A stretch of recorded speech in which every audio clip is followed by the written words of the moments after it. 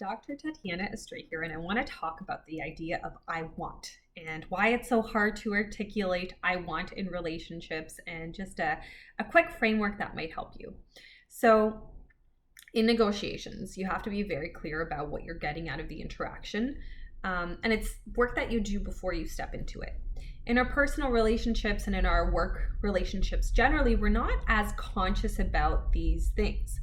And so we know what we want, or we have a feeling that we know what we want. We kind of think that other people know what we want. And if we don't get it, and you're not used to being a little bit more assertive and a little bit more vocal, you're going to get resentful in relationships because you expect the other person to know. You think they're not giving it to you because of some sort of vendetta, or they're being mean, or they're not being, respectful of you. And when you do ask for what you want, if you have that resentment, it's going to come out in a way that catches people off guard or is a little bit off-putting, and then you're gonna get even more frustrated. So, I want. Oh my goodness. I want is so important, and it's really funny. I have a 2-year-old, and my 2-year-old knows exactly what she wants all the time. She has zero problems expressing it in any way. But there's something funny that happens as we get socialized, and if we find ourselves in a certain gender or in a certain culture where it becomes inappropriate to ask for what we want very explicitly. And these are messages that are sent to us through the culture for many, many years, very implicitly, sometimes in ways that we don't consciously think about. So then we end up adults and we can't always communicate what we want, or we have these beliefs that people should know what we want, or we come to a different culture where, you might be used to indirect communication and now people are more assertive, and there's a bit of a shock to your system there. So it's important to know, one, that yes, you know what you want. It's very much ingrained in you, but you have to get kind of connected to that. And two, there are certain scripts that are going to make you be more likely to get it or not. And it's okay if you don't get it all the time. It's like part of relationships. Totally okay. But yes, generally in relationships, you should be getting what you want most of the time. And I would say not what you want, but like 100% of what you need. So let's first chat about like the different reasons about why people are scared. Because I gave a very broad framework of, we all know what we want. Something happens in terms of growing up in culture, and then people have these fears and anxieties and frustrations. So one of the common reasons why people don't want to like very much own their wants and use that like I want phrasing is because there's a fear of rejection. And people worry that, especially in the professional context, if you express your want and needs, that's going to be information that is used against you in some sort of capacity, or it's going to ruin the relationship or lead to some sort of conflict. But it's important to understand that actually the definition of a good relationship in the workplace is two things. One is the subjective component. You actually like the individual, you enjoy spending time with them. And two, you're actually able to engage in difficult conversations. You're able to bring your skill sets into a problem and solve it. So the capacity to handle and problem solve these difficult things, and then the subjective component of enjoying it, is the definition of a good relationship. So that ability to bring in what you want, even if maybe the other person doesn't want it, but works around with it, is the foundation of a good relationship. If you're not bringing it to the table, you haven't tested the relationship, or it is not a good relationship, and likely you need to find another one. Let's say if you're with a boss who's never championing your needs, never promoting you, never giving you opportunities to grow, and you've articulated your wants and you're not getting what you want or need out of this profession, it's not a good relationship. But even then, it's important to articulate what you want, because you've just learned something very important about that relationship, which is you're not going to get your needs met in it. So it's time to go. It's time to go find a different avenue. Another thing that people are really scared about is they're scared of conflict. And this has like a massive history to it. Usually it's people that grew up in families that didn't know how to express conflict assertively. There was too much conflict, and so they want nothing to do with it. But again, there's a bit of a mind shift that has to happen, which is there's a difference between being assertive and having difficult conversations versus conflict. Conflict is something else. But difficult situations are always going to happen.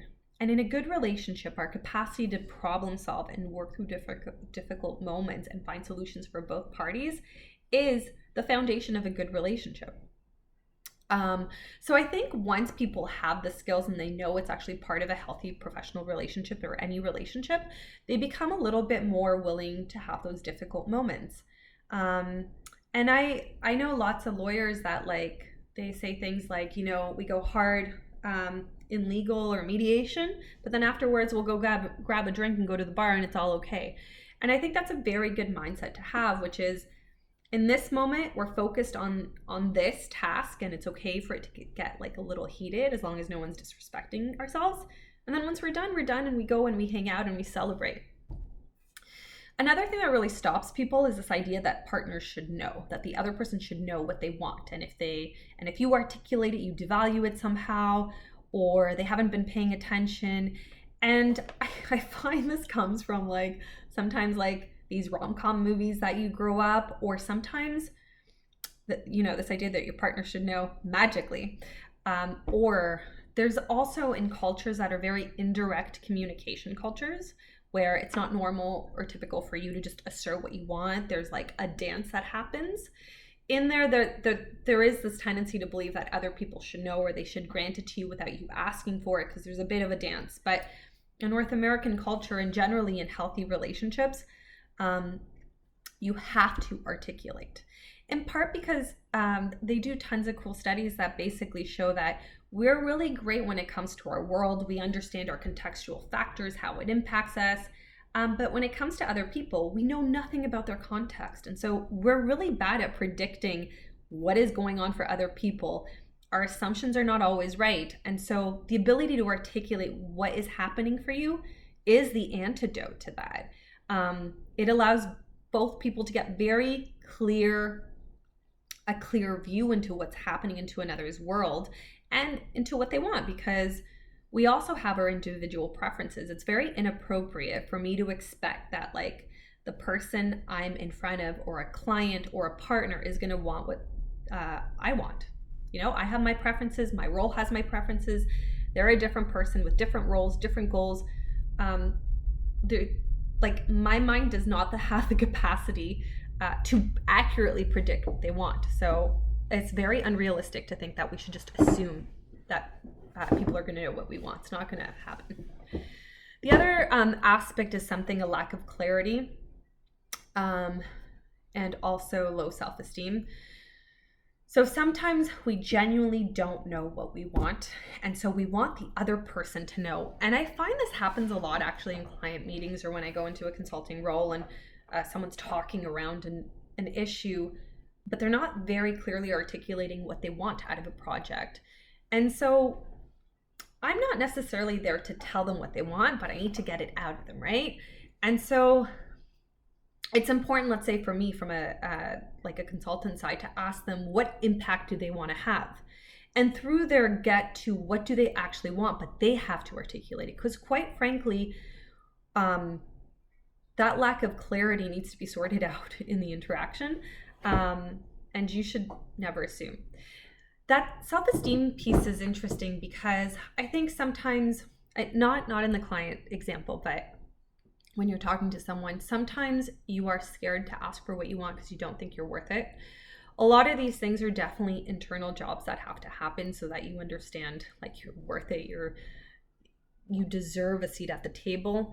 That self-esteem piece I find is also very cultural, socialized, gendered. It's based on the types of experiences you've had growing up.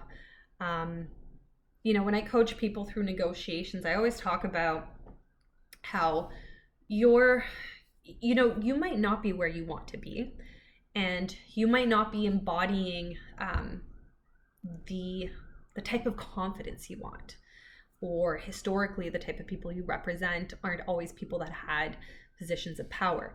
But in that moment of asking for what you want and negotiating, it is a moment to course correct just enough. And as you course correct continuously, it builds on what you get. It builds on your capacity to ask for more things in the future. And so it's important for you to know that you represent something bigger than you. Even, for example, you represent your future self that is more confident, that is in that position that you want. But you have to allow yourself to go a little bit beyond yourself and embody that next version of you to get there.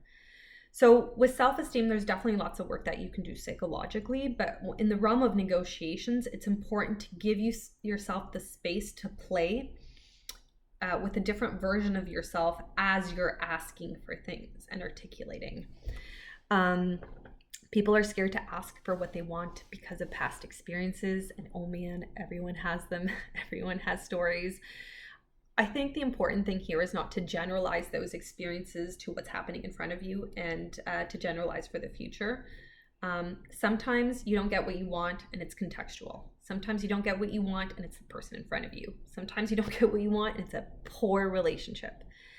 But ultimately, if you carry inside yourself the understanding that good relationships, you get what you want. There's a bit of conflict. There's a bit of assertiveness. It's okay. If you don't get something in this negotiation or with this client or with this job, that's okay. You go to the next one. You keep going until you get what you want. You'll give yourself the freedom to write new scripts, to have new experiences, and to realize that whatever held you back then stays back then. You know, it's part of that experience. It's not necessarily part of your future. The seventh aspect that sometimes holds people back is poor communication skills. And I do see this a lot. Like I coach people and I give them scripts for how to ask for things, how to set boundaries. And I think when you have a script, there's a level of anxiety that can decrease, you know? And I often find that when people have these very aggressive or timid negotiation styles, it's not, or even deception. When deception shows up, it's just a lack of proper training and proper skill sets. The beautiful thing about all this stuff is that you can learn it, so you're not stuck to where you are. And you can check out my blog. There's communication scripts there, and I'll post them below.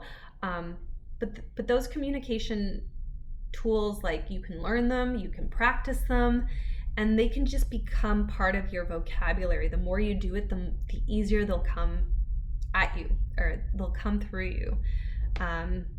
And I love those tools, because rather than practicing like what to say, if you have that scripted, you can practice on the delivery to make sure it's assertive and respectful and kind, and that you're putting in a productive element into the negotiation and the interaction. All right, 3 more pieces. But as you see, there's like all these things that can hold people back. There's of course the cultural and social elements, and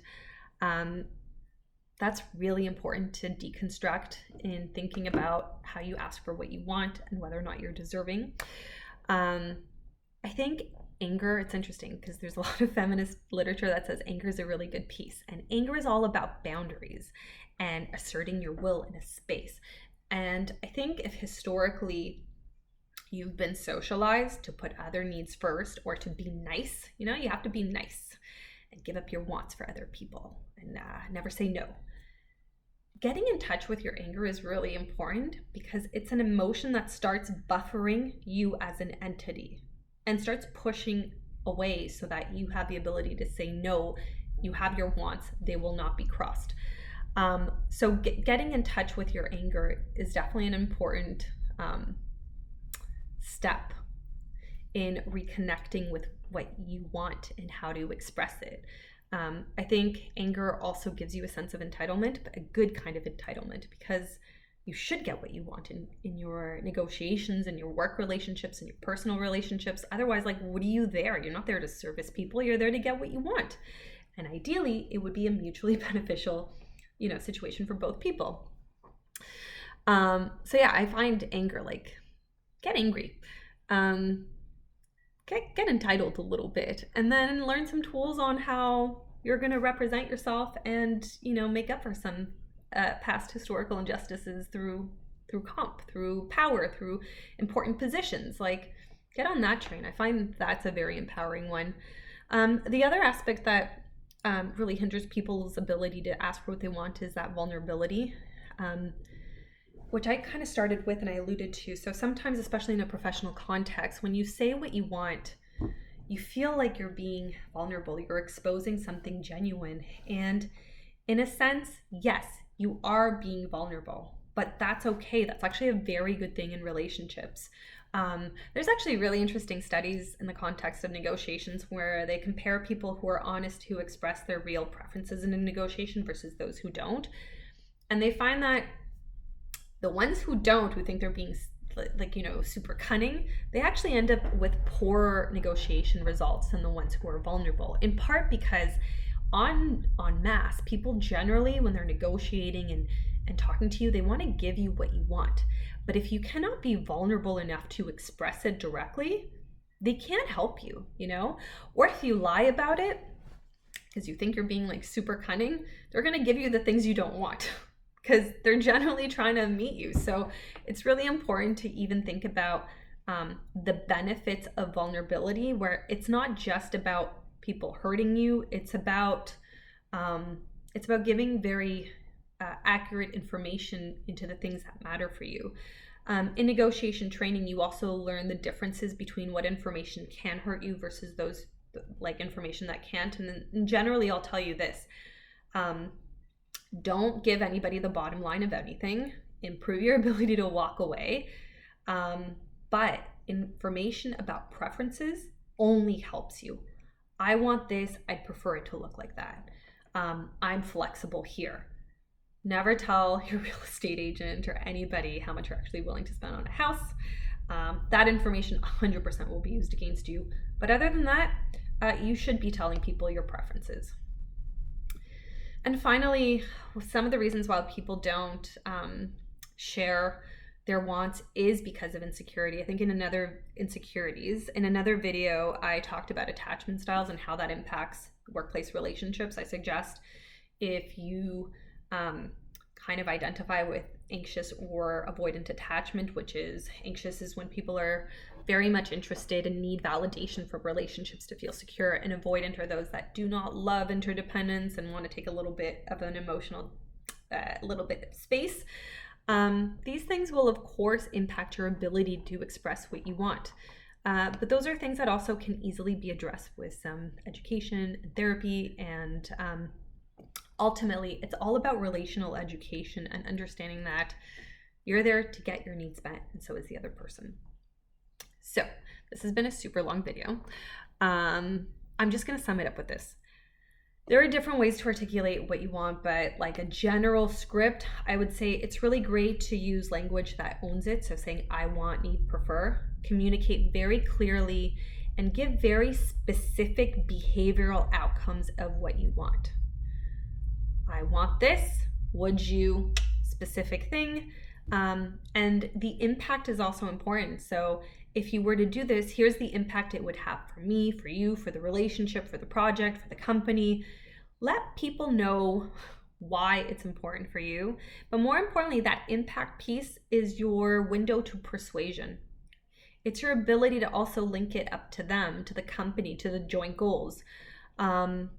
There are ways that you could be more vulnerable. For example, you could tell someone why you're scared to ask for what you want. I wouldn't necessarily recommend this in a professional context, or I would recommend a very tailored version for this. But in your romantic, personal relationships, 100% tell people why you might be scared to ask for what you want. And all of that is an invitation for someone to come meet you halfway and to help you have some new empowering experiences. So as this video comes to a close, I hope you contemplate the role of want in your life. And I hope if you have a little bit of hesitations or fears around articulating your wants, you've had a chance to kind of like step back, question, and hopefully get motivated to be a little bit more assertive and expressive in that space.